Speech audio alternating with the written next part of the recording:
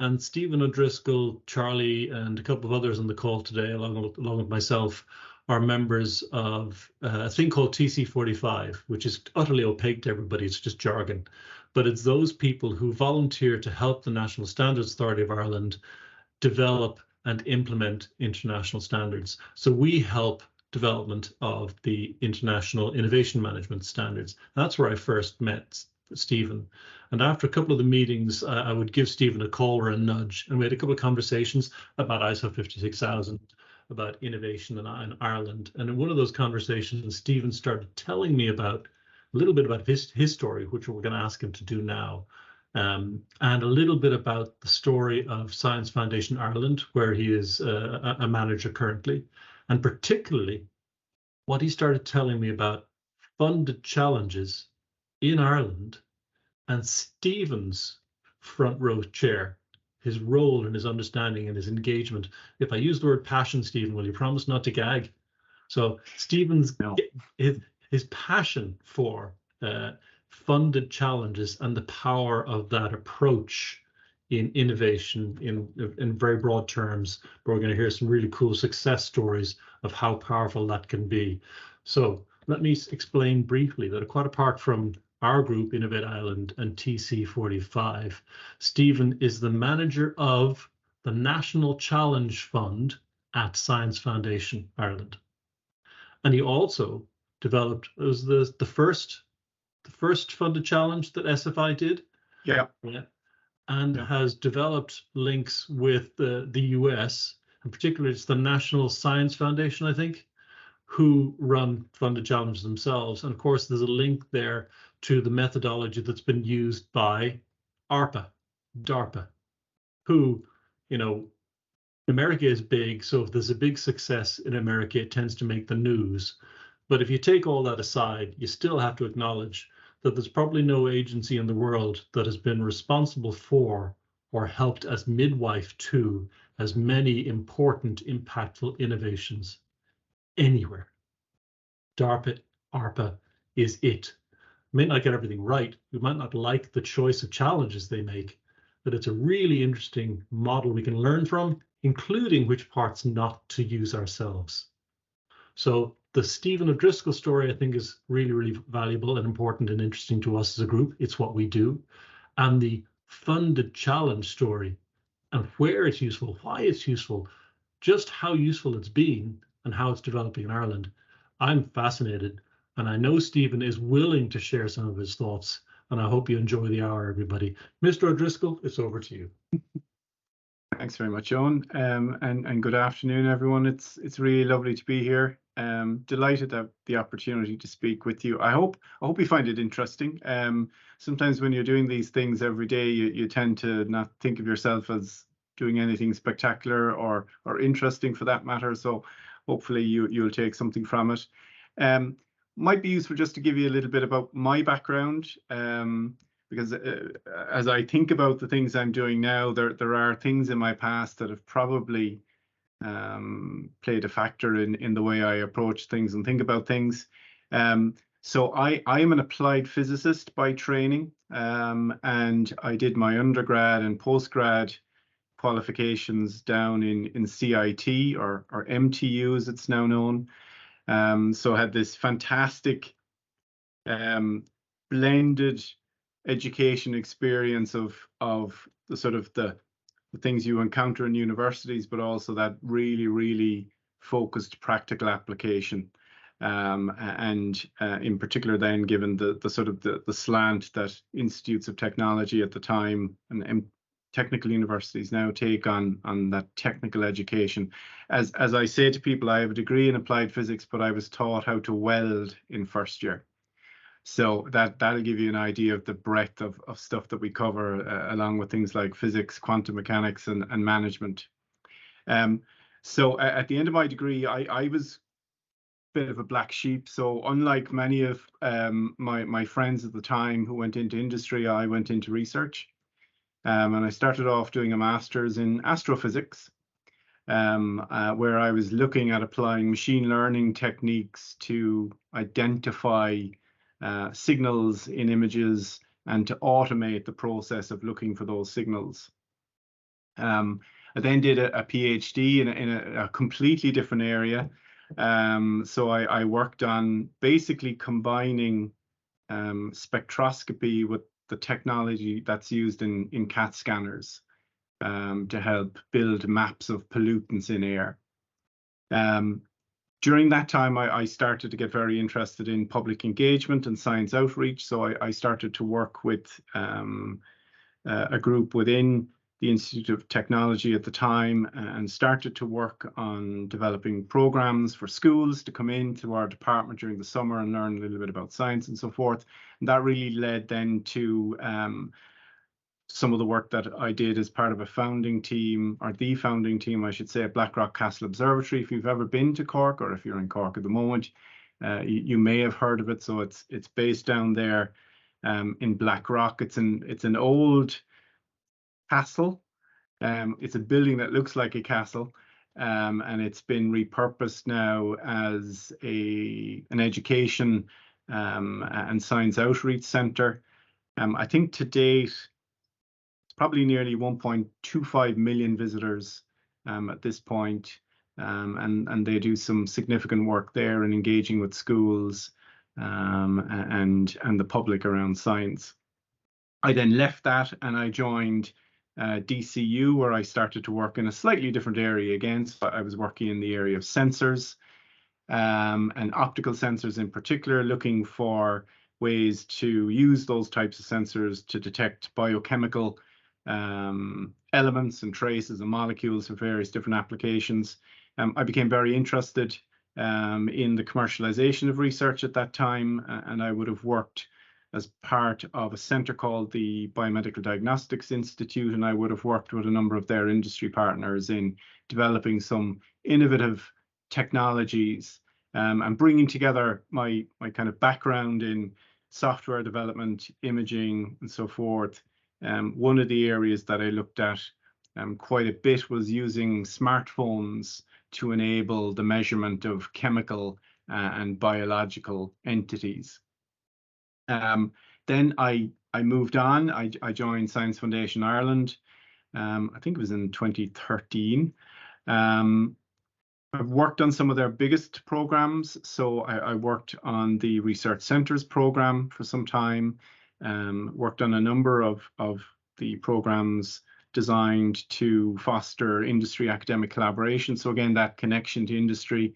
And then I started to manage what was at the time our program focused on supporting researchers who had an idea that was commercializable to move forward on that. And that's really where I started to bring in ideas from my experience working with commercial organizations and so forth.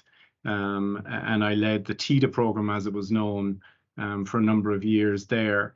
One of the really unique elements of the TIDA program was that it provided funding to researchers, but also skills development for researchers as well in areas like innovation and so forth. And when I managed the program, I implemented some changes in the structure of that training program. So I introduced evidence-based entrepreneurship, introduced design thinking. So teams would get a flavor of those things to help them in developing their ideas towards a new product process or service. Around that time, started to think about new ways of doing things and started to develop some concepts around challenge-based funding. So to take a little bit of a sojourn in a slightly different direction. So challenge-based funding is a slightly different flavor of funding to the more traditional approaches that are used for funding academic research. They've been around for quite some time, but they haven't been applied as broadly to incentivizing academic research. And in preparing, and it was as a result of seeing some of the things that Charlie and Owen had put together for this around my profile, I started to sort of dust off the notebooks and look at some of the things that had been developed as a result of prizes in the past. And it is actually quite interesting when you kind of pull that list together And when you see the legacy of what has been done through challenge prizes, which may not be obvious, and this isn't notwithstanding what Owen said about DARPA, but when you look at the longevity of some of the things that have been developed by prizes, it is quite interesting. And so I was just kind of looking down through the list there. And interestingly, Napoleon was very interested in prizes. And he ran a couple, but one of the most significant that he ran two really significant prize funds. He ran a prize fund in 1795 to address the problem he had of moving food to the front lines as he was marching across Europe. Basically, the problem was by the time that food got to the front lines, the food had perished. And basically, that prize brought about what we know today as canned food. And food that is preserved in bottles, and that sort of thing you put on a shelf in your pantry and you leave there for a while and don't think about it. Another very interesting prize that he ran, and it was to do with the French ports being embargoed at that time, which is really relevant to Ireland. But he sponsored a prize to extract sugar from sugar beet. So at that time, sugar came from sugarcane. And if you think now, certainly in Ireland, the significance of that and how that's had an impact. He also created a prize called the Volta Prize for best application of electricity to a particular problem. And I think one of his descendants, Napoleon III, created the Margarine Prize. So it was a prize to come up with a substitute for butter.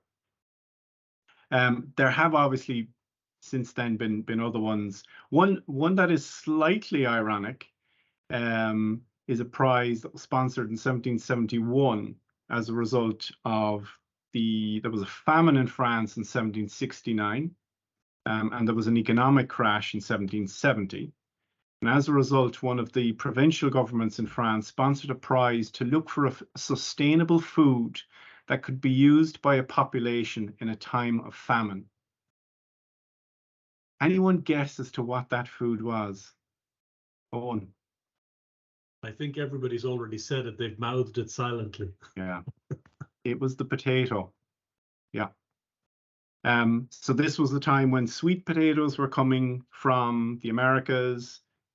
Horticulturalists were starting to work on those to make them more broadly applicable to the European diet and so forth. So again, a very interesting consequence of a prize there. And more recently then we've seen things come out of the US. So for example, as Owen said, prize funds are something that are used by DARPA. They're also used by the Gates Foundation.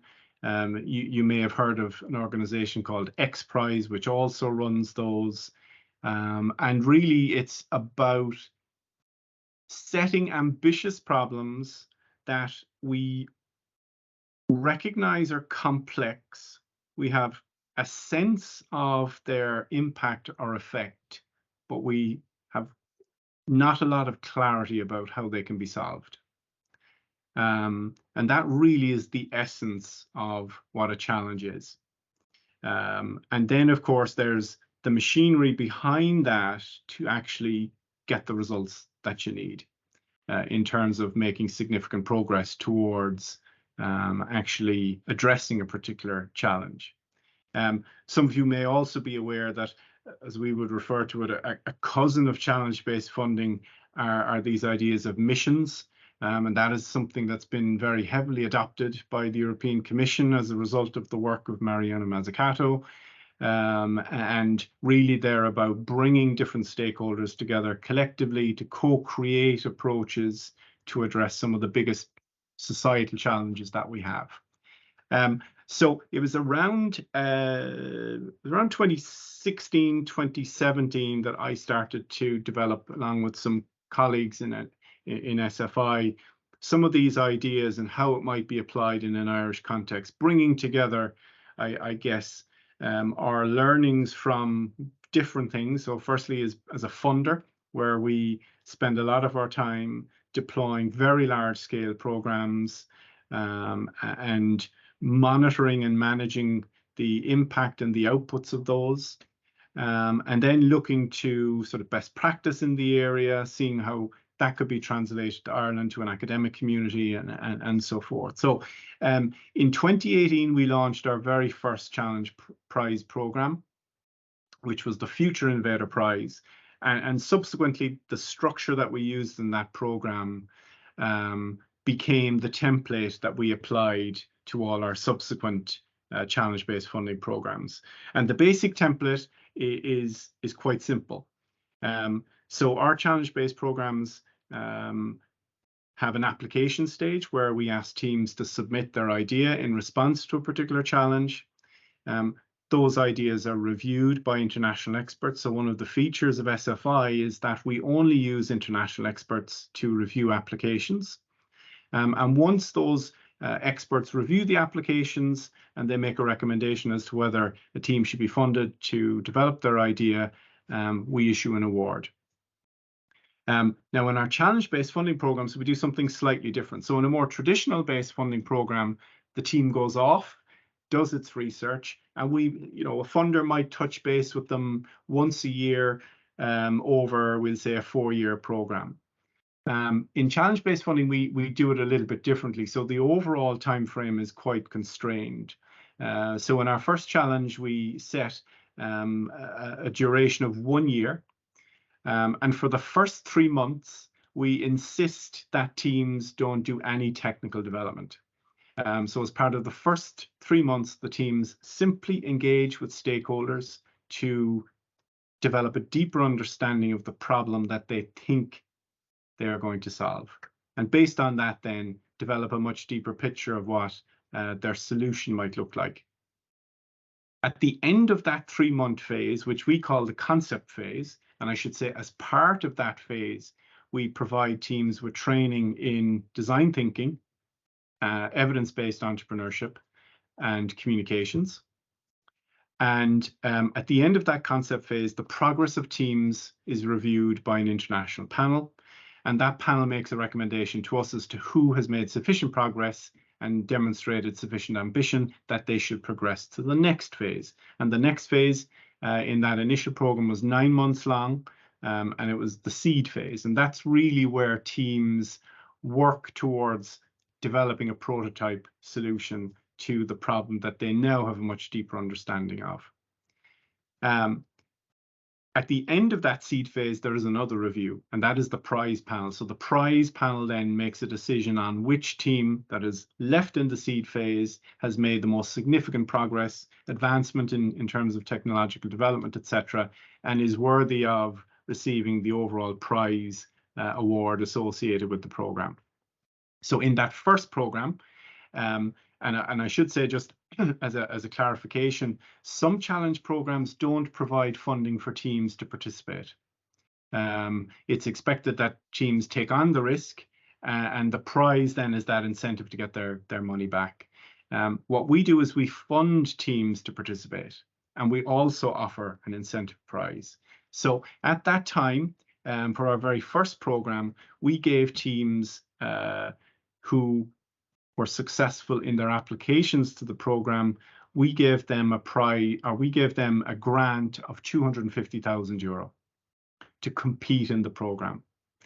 For those teams that went into the program, they could only spend $50,000 in the concept phase. So we really structured it, and we focused them on specific activities in each of the phases, and then they had access to the remaining funding if they went through to the seed phase. Quite differently for a funder of our kind, teams that didn't succeed in progressing from the concept to the seed phase, we took the remainder of their funding back. So there was a double incentive for teams to progress through the process. So they already had the award, so there was the prize at one end, but there was the incentive of potentially losing a significant amount of money associated with the award that they already had as well. So these are the types of things that, as a funder, these sort of tweaks and levers that we have a lot of experience of in using in order to manage large groups of innovators as they work through our programs. For the prize award, we offered €1 million for research teams.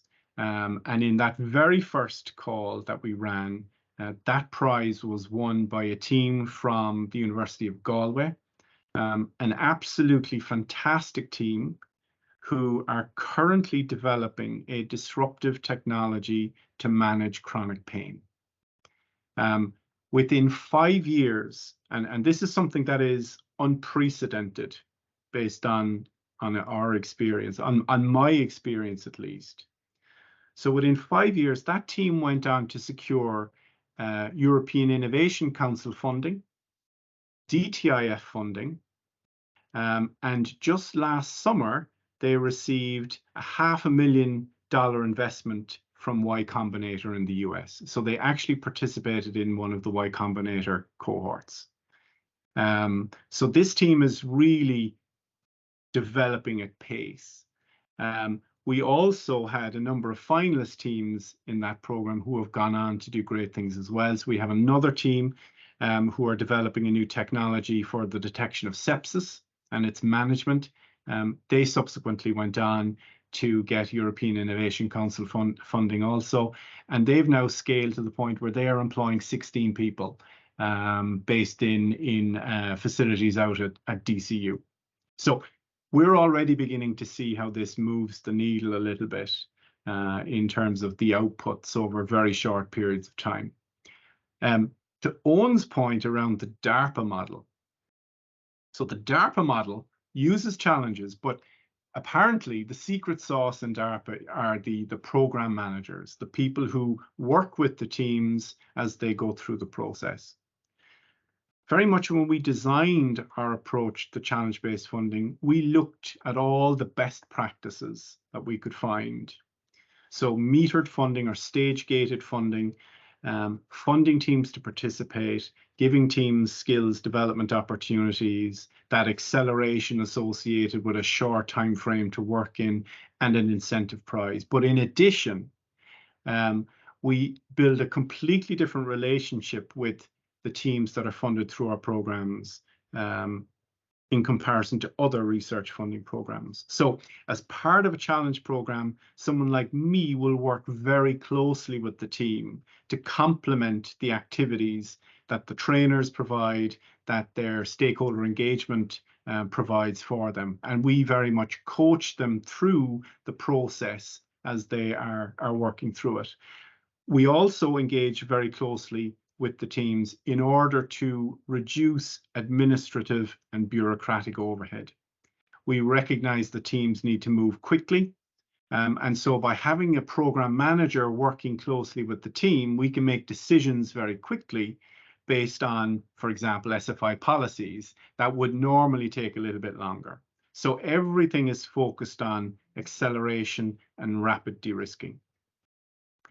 Following the success of that initial prize program, we've launched a number of other programs that have a challenge structure to them. All of the programs mimic the basic model of the Future Innovator Prize. So we've run, for example, a challenge around AI for societal good. We ran a challenge around food waste. We have a partnership with the Department of Foreign Affairs around a number of challenges we run now in relation to the strategic development goals.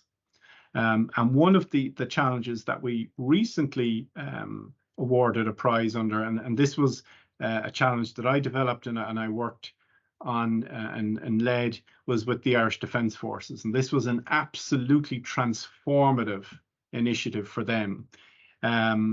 So this was, again, similar model, but with a slight tweak. So one of the things that we do in all our challenge programs is we insist that there is a team in place. And the core team for our programs comprises 3 individuals, 2 academics, preferably from different disciplines, and what we call a societal impact champion. So that is someone who can act as a mentor, someone who has lived experience of the problem that the team is trying to solve. that became translated in our challenge with the Defence Forces to a subject matter expert from the Defence Forces, working side by side with an academic team to address a particular problem. For that challenge, we had a slightly different model at the beginning. We had worked in advance of launching the call very closely with the Defence Forces to actually identify challenges that they had. And we came up with 5 challenges. And we also included a disruptive ideas stream to that program to provide academic researchers with an opportunity to present something maybe that the Defence Forces hadn't thought about before. So one of the challenges, and it ended up being that it ended up that a team that was addressing this challenge actually won the overall program. So one of the big challenges that the Irish Defence Forces identified as part of our process was their function in assisting civil emergency services with extinguishing fires, forest fires, wildfires, etc. And a very interesting quote from the pilot who worked with this team was, you know, I'm a pilot, I'm not a firefighter. So as we worked through the process, we figured out, and there was some, you know, classic gems of innovation in there that this team started to work on. And as they mapped through the process of, you know, an Air Corps helicopter pilot working with civil emergency services to address a fire, some of these very interesting ideas came through. But the challenge that was identified there was to enhance the efficiency and effectiveness of a rotary wing aircraft in fire extinguishing exercises or fire extinguishing maneuvers. And some of the interesting feedback we got from the research community at the time was around, well, you know, this is very closely defined idea and we don't have the skills to address this. But as we worked with the community and you I guess highlight the opportunities, you begin to see the power of challenges emerging, where you have people who may not necessarily have thought they could address something begin to think a little bit differently about how they might. So ultimately the team that won, it was actually Professor Tim McCarthy from Maynooth University. And Tim and his team developed what's called a common operational picture or platform that allows all the individual stakeholders to communicate with one another. But they layered on top of that various things like fire line prediction, etc. What was very interesting about their approach as well was the inclusion of drones. And a lot of their work culminated in an exercise that was conducted down the Dublin Mountains last September, where for the first time in Ireland, you had military aircraft, any aircraft actually, flying in close proximity to drones.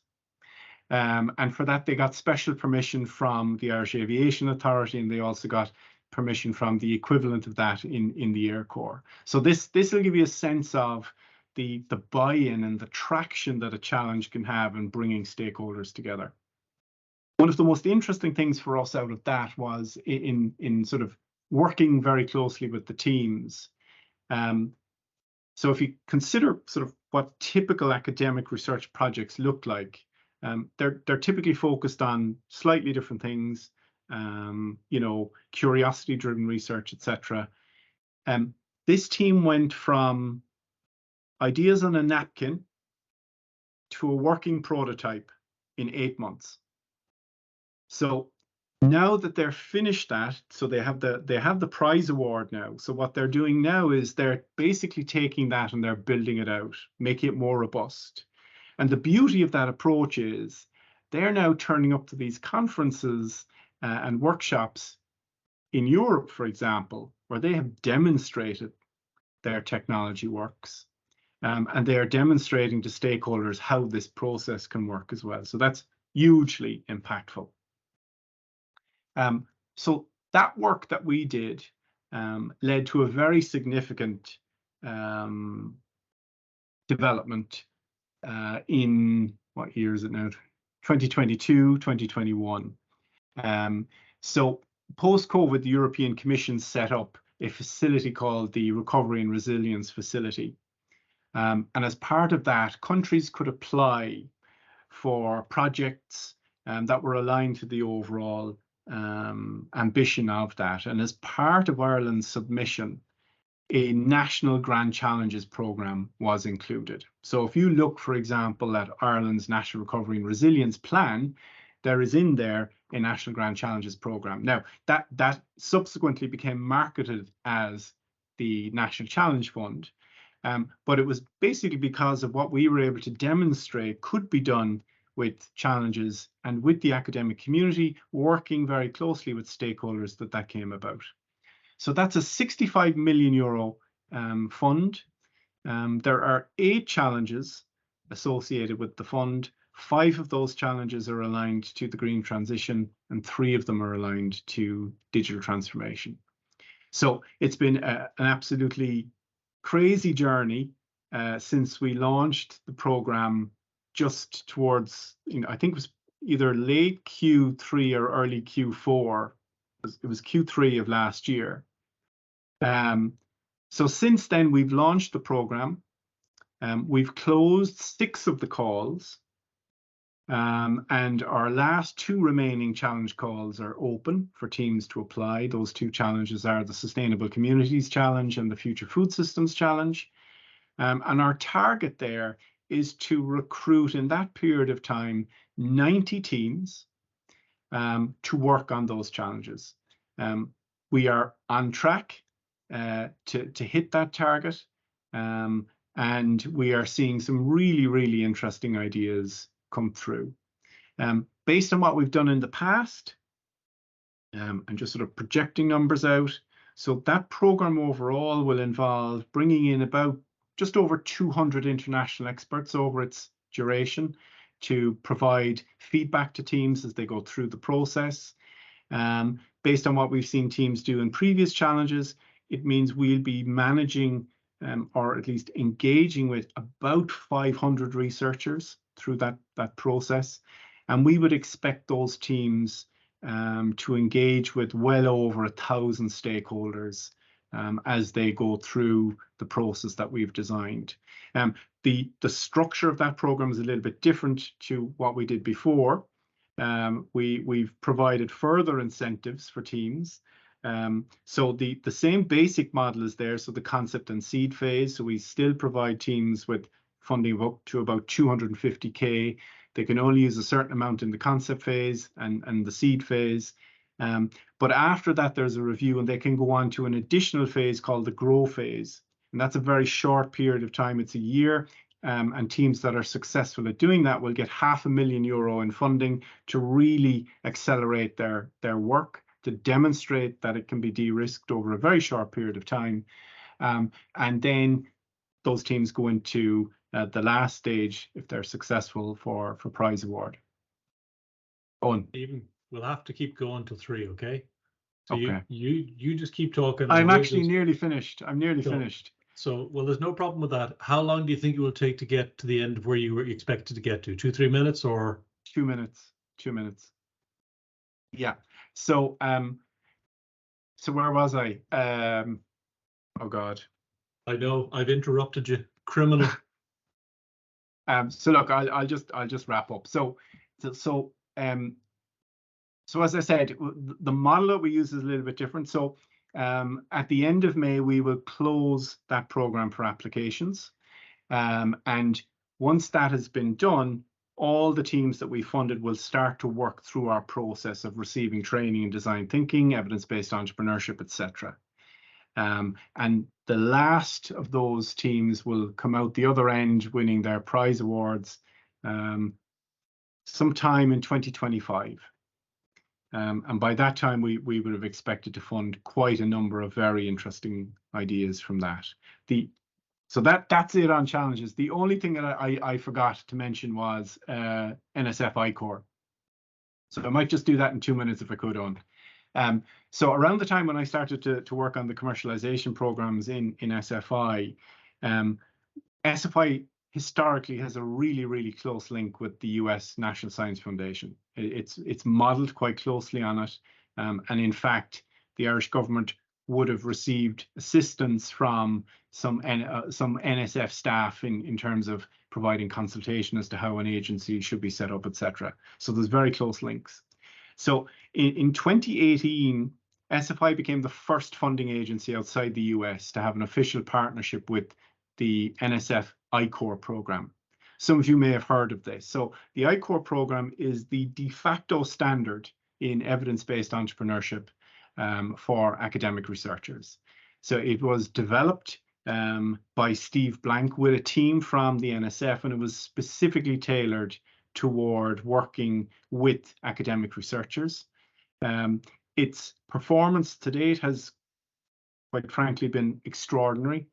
And we have a facility to send academic teams to the US to be trained under that program. And we've also, as part of that partnership, developed what we call the I-Core SFI Academy, which trains academic researchers here in those methodologies and prepares them for application to that main program, but also trains TTO staff and other university staff to apply those methodologies and to mentor researchers in them as well.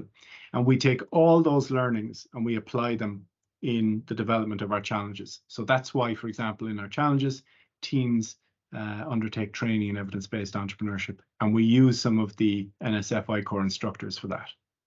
That's it.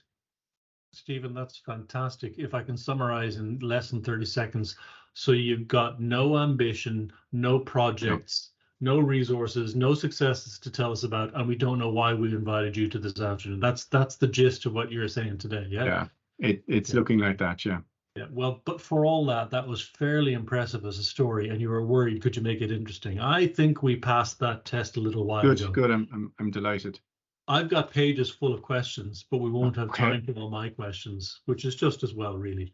But Alan was the first with his hand up, so we'll start with him. And folks, if you don't get your hand up soon, the question won't get asked today. Alan, over to you. Yeah, Stephen, really, really interesting. And I mean, I'm going to get over any kind of softball questions or whatever and cut straight to the chase with the money. Yeah. My background is in corporate innovation, right? And we used to, from a portfolio approach in a large multinational, we used to kind of look at all of the different ways we could incentivize innovation. And it used to kind of toggle between two different objectives, really. And the two were to enable and to execute. And you know, the enabling meant really kind of fostering innovative things and, you know, getting teams up to speed in design thinking and teaching them about the evidence-based stuff. And the execute would be, you know, actually hitting solutions, you know, getting a breakthrough or a disruptive technology that would be, you know, revenue generating. And those were always kind of two sides of the same coin, that, you know, you could run a challenge, you could run a hackathon, you could run an internal innovation competition, and people wouldn't necessarily come up with anything amazing, but in the doing so, in the mentoring, in the getting them through the courses, they would all be sort of sheep dipped, if you like, in innovation practices and understanding. So that would be seen as a benefit, even if you didn't, you know, crack a moonshot.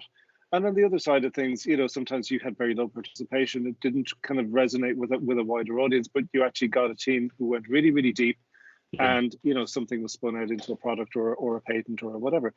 And I'm just wondering, you know, in terms of like what you see as motives for offering a prize, when that becomes a really appropriate mechanism, is it when you really, really want to crack a problem and you want to deliver something?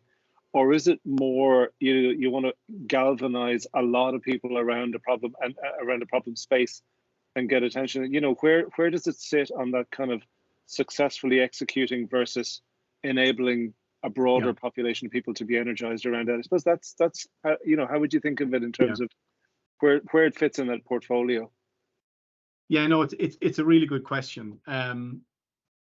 And you know, so as an organization, we also have a portfolio. So we have different types of programs that have different types of objectives associated with them.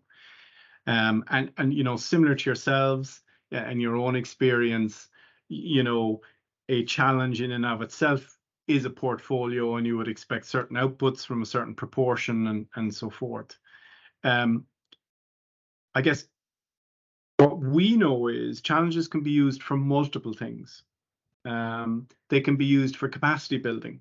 So, for example, if there is an area of strategic interest or strategic importance where we may have, for example, researchers who may not currently be working in an area, but they have the skill sets to potentially work in an area, then a challenge could be used to motivate them to work together towards a particular objective.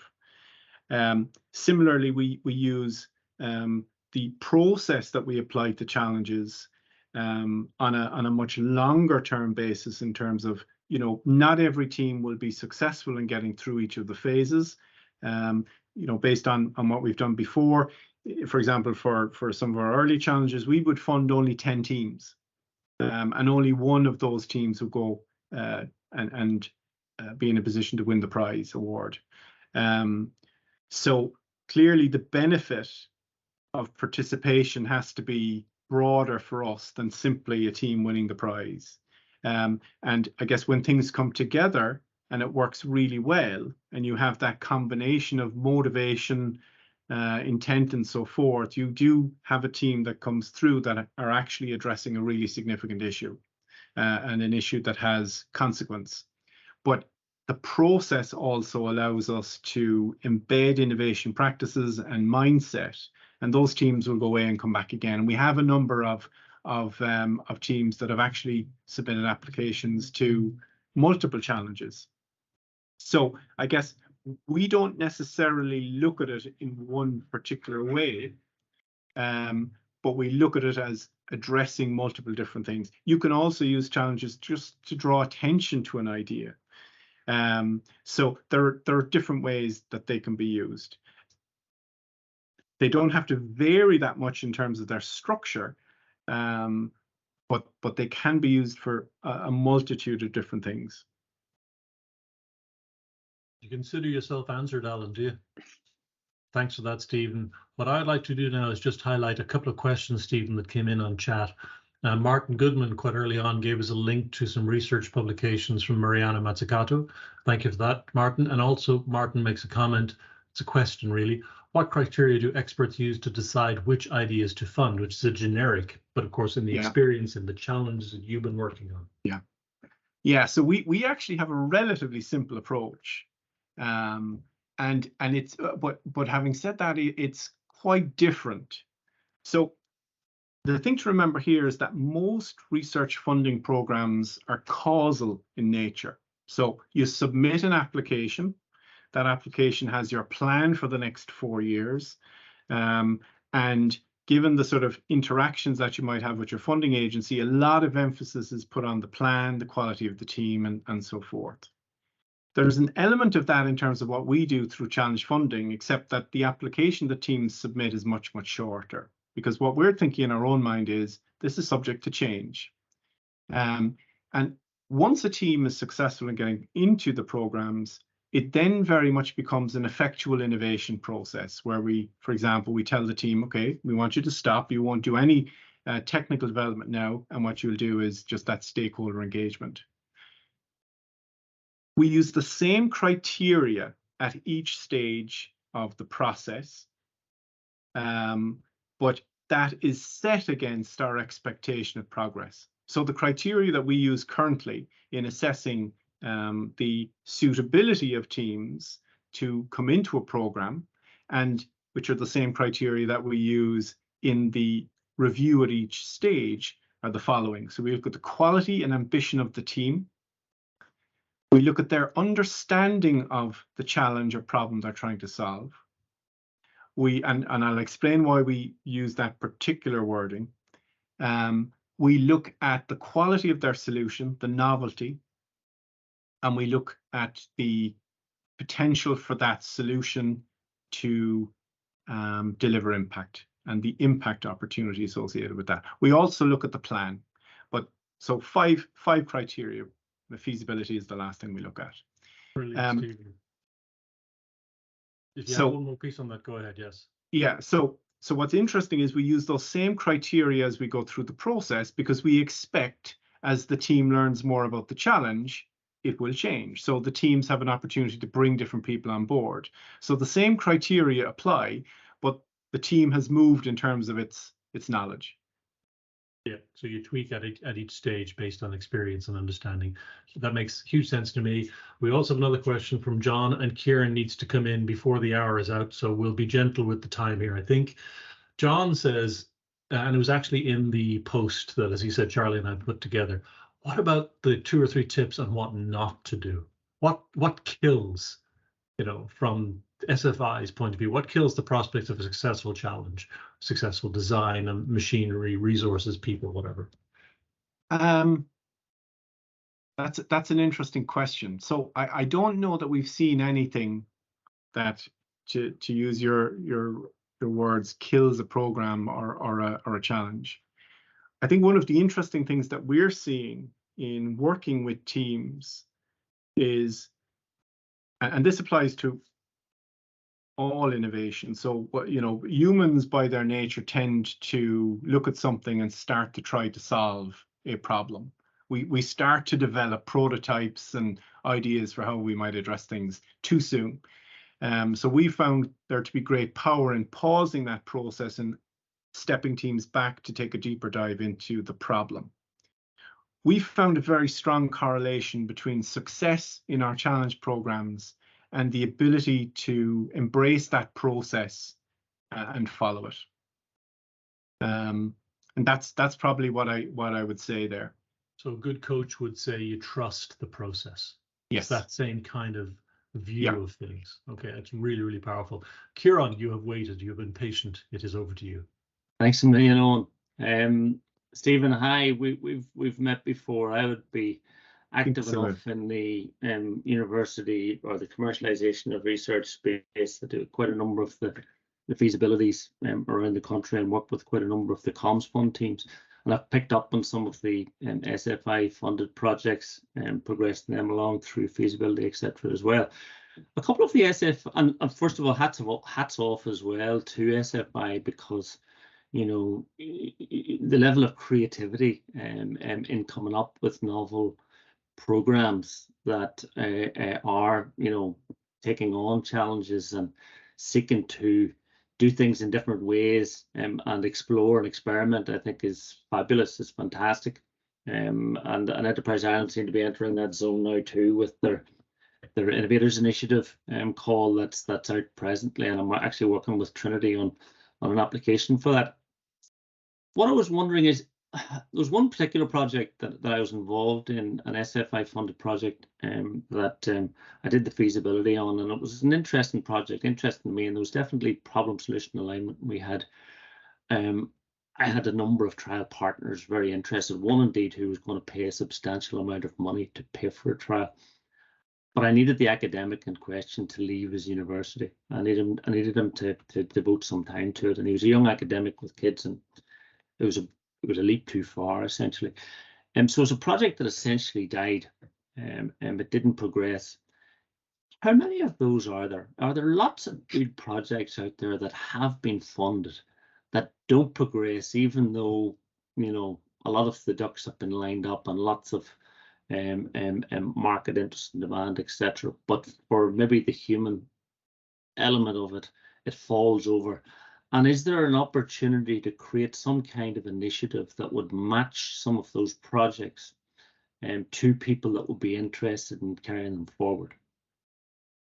Yeah, so I mean, it's an interesting observation. I mean, I don't know that I would have any sense of the numbers, but I guess one of the things is obviously that the universities are our stakeholders here. So we work with them through our programs, trying to support them in terms of their strategies around commercialization and impact and so forth. And there's an element of strategic alignment in the system in that sense.